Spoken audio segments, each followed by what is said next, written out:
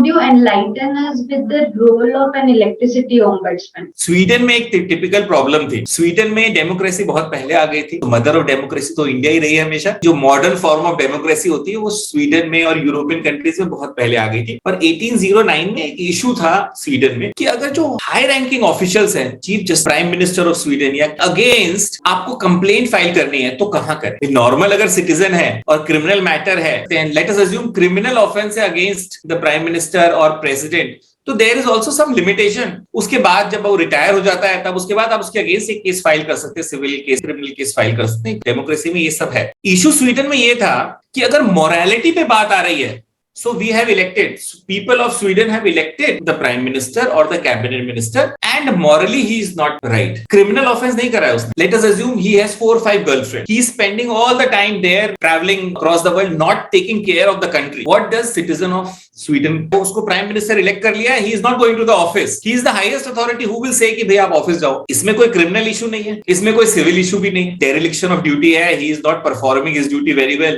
वो बोलेगा 5 साल बाद इलेक्शन से आप कर लीजिएगा, चेंज कर लीजिएगा, बस यही रेमेडी है। तो उनको स्वीडन के लोगों को लगा कि नहीं, इससे अलावा भी रेमेडी कुछ होनी चाहिए। तो उन्होंने एक इंस्टीट्यूशन बनाया, उस इंस्टीट्यूशन का नाम था ombudsman. That is how in 1809 the concept of ombudsman came. अगर किसी भी हाई रैंकिंग ऑफिशियल के against, cabinet minister, prime minister के अगेंस्ट आपको कंप्लेंट फाइल करनी है with respect to his morality, you can file the complaint. अभी एक और इशू आया था जहां पे नॉर्डिक कंट्री की कोई लेडी प्राइम मिनिस्टर डांस कर रही थी और कुछ वीडियोस चले थे। तो इन तरह की जो कंप्लेंट्स है उनके लिए एक इंस्टीट्यूशन बनाया गया which is called ओम्बड्समैन। उसी ओम्बड्समैन का जो नाम यूके में फिर से वो इंस्टीट्यूशन बना, उसका नाम था पार्लियामेंट्री कमिश्नर। रशिया में भी वो इंस्टीट्यूशन बनाया गया which is called prosecutor. India में जो ओम्बड्समैन का इंस्टीट्यूशन है वो है लोकपाल सेंट्रल लेवल पे and Lokayukta at the state level. Ombudsman is nothing but like grandfather figure. All the powers are generally with the father. Father is the bread winner, father is the bread earner, father runs the entire family. Grandfather अभी relax कर रहे, retired हो रहे हैं।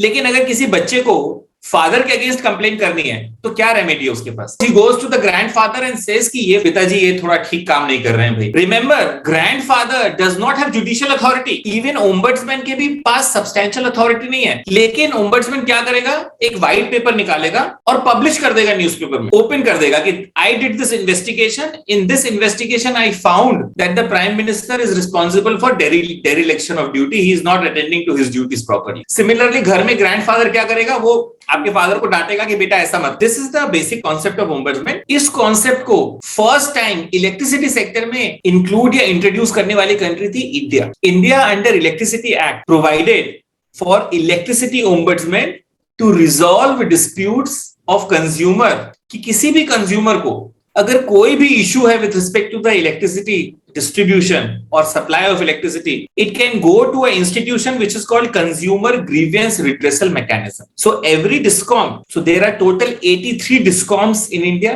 उन 83 DISCOMs में एक institution बनाना compulsory है जो है Consumer Grievance Redressal Mechanism, CGRM। उस फोरम में जनरली जो इंजीनियर्स हैं जो वर्क कर रहे हैं, they are the part of that forum. You go and you file a complaint. They will resolve because they are in thick and thin of matter. They understand the power sector. They will resolve the issue.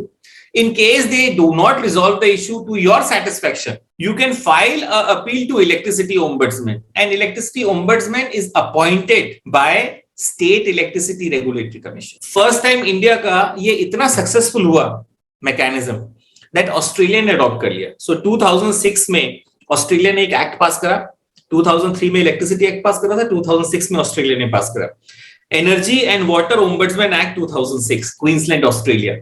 And ombudsman, energy ombudsman was appointed. 2006 में France also adopted it. National Energy Ombudsman was appointed in 2006 in France. UK also followed. So UK amended its act, which is called Consumer Estate Agents and Redressal Act 2007, and Energy Ombudsman was appointed. कई बार मैं बताता हूँ कि USA से हमने ये adopt करा है, UK से हमने ये अडॉप्ट करा है, लेकिन इलेक्ट्रिसिटी ओम्बड्समैन जो हमने बनाया था वो पूरे वर्ल्ड ने अडॉप्ट करा है। 2022 में रूल्स बनाए गए, electricity rights of consumer rules 2020। 2020 और ये electricity rights of consumer rules में एक सिस्टम इंप्रूवमेंट करा गया और सिस्टम इंप्रूवमेंट ये करा गया कि अभी तक तो 2 टायर सिस्टम था ये कि भाई सबसे पहले आपका होगा कंज्यूमर ग्रीवेंस रिड्रेसल मैकेनिज्म जहां officers of power sector will sit and they will decide and help resolving the issue. Appeal अगर किसी को फाइल करनी है तो इलेक्ट्रिसिटी ओम्बड्समैन के पास फाइल कर दो। पर प्रॉब्लम इस CGRF कंज्यूमर ग्रीवेंस फोरम में और ओम्बड्समैन में ये थी कि ये लोग स्टेट हेडक्वार्टर्स में बैठ रहे थे या कमिश्नरेट में बैठ रहे थे। अब अगर कोई लोकल एरिया में कोई डिस्ट्रिक्ट प्लेस में या तहसील प्लेस में किसी बंदे को कोई प्रॉब्लम है बिजली की तो उसको कमिश्नरेट में या फिर हेडक्वार्टर्स मतलब लखनऊ, अगर यूपी में तो उसको लखनऊ जाना है, मध्य प्रदेश में तो भोपाल जाना है, अगर तमिलनाडु में तो चेन्नई जाना है। It is very difficult for a ले पर्सन कि 400 रुपए के बिल के लिए या 1000 के बिल के लिए ही गोज टू चेन्नई तो ज्यादा उसका ट्रैवलिंग एक्सपेंसेस हो जाएगा। Electricity rights of consumer rules 2020 में ये प्रोवाइड करा गया कि sub division, divisional, circle and zonal level पे भी आप एक फोरम बना सकते हैं विच इज कॉल्ड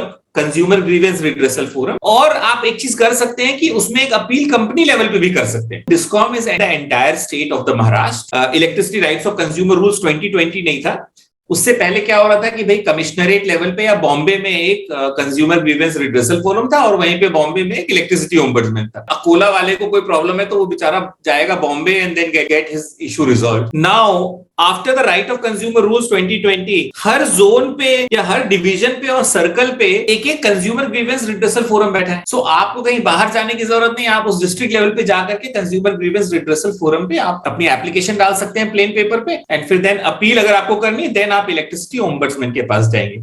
सो ये थोड़ा सा सिस्टमैटिक इंप्रूवमेंट करा है। एक इंटरेस्टिंग इशू आया उत्तर प्रदेश में, एक डिसीजन दिया गया किसान cold storage and ice factory they were taking electricity supply from Paschimanchal Vidyut Vitran limited. CGRF ने कंज्यूमर ग्रीवेंस रिड्रेसल फोरम ने उनके फेवर में डिसीजन दे दिया। बट देन जो डिस्कॉम है Paschimanchal Vidyut Vitran limited filed a appeal before electricity ombudsman. Kisan cold storage and ice factory का ये कहना था कि ये जो रेमेडी है इलेक्ट्रिसिटी ओम्बड्समैन की ये सिर्फ कंज्यूमर के लिए है, it is not for the discom. So this matter went to Allahabad high court. Allahabad high court की फुल बेंच मतलब 3 जज की बेंच। सो अगर बेंचेस की बात करें आप, अगर आप समझना चाहते हैं सिंपल वे में, अगर सिंगल जज सुप्रीम कोर्ट का या हाई कोर्ट का बैठ के अगर डिसीजन दे रहा है then it is called chamber जज। If the word division bench is written और सेट देन समझ लीजिए 2 जजेस बैठे।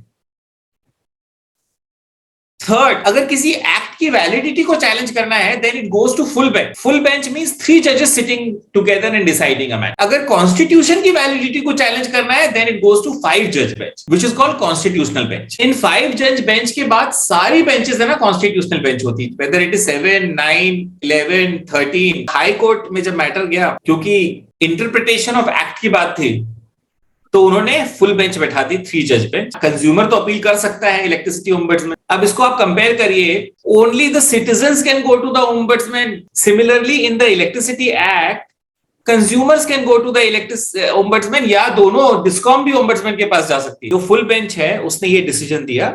अच्छा, ये चीज ना रेगुलेशंस में भी लिखी हुई। सो जो Uttar Pradesh electricity regulatory commission ने जो रेगुलेशंस बनाए थे फॉर एस्टैब्लिशमेंट ऑफ ओम्बड्समैन में, रेगुलेशन एक्ट में ये प्रोवाइडेड था discom can also file a appeal before the electricity ombudsman and that regulation was challenged before Allahabad high court.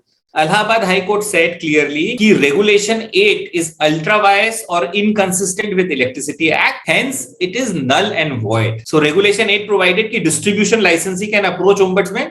High Court ने बोल दिया it is null and void. It violates the Electricity Act. Only and only consumer can file up, not the discom. The case of Dakshinanchal Vidyut Vitran Nigam Limited and others, उसमें ये clear कराया गया था कि 2 साल से ज्यादा की पेनल्टी नहीं लगाई जा सकती। Alright, so these are the 2 important cases. So we have understood the concept of electricity ombudsman. Level 1 पे आपके है consumer grievance redressal mechanism, appeal जाती है electricity ombudsman में। After the electricity right to consumer rules 2020, now 3-tier system has been put in place. So first tier subdivision, division and circle and zone level पे आपका एक consumer grievance redressal forum होगा। Second level पे company level पे भी या discom level पे भी एक कंज्यूमर ग्रीवेंस रिड्रेसल फोरम हो सकता है and then appeal will go to electricity ombudsman. Secondly, appeal can only be filed by the consumer, not by the discom.